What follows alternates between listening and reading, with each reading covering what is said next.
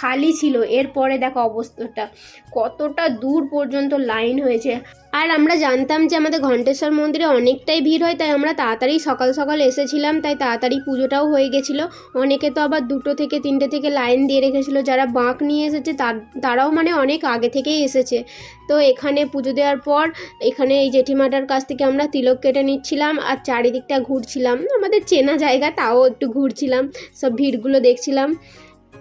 তোমরা কেউ যদি হুগলি থেকে আমার ভিডিওটা দেখো তারা প্লিজ কমেন্টে জানাও যে তোমরা ঘণ্টেশ্বর মন্দিরে কোনোদিন পুজো দিতে এসেছো কি না।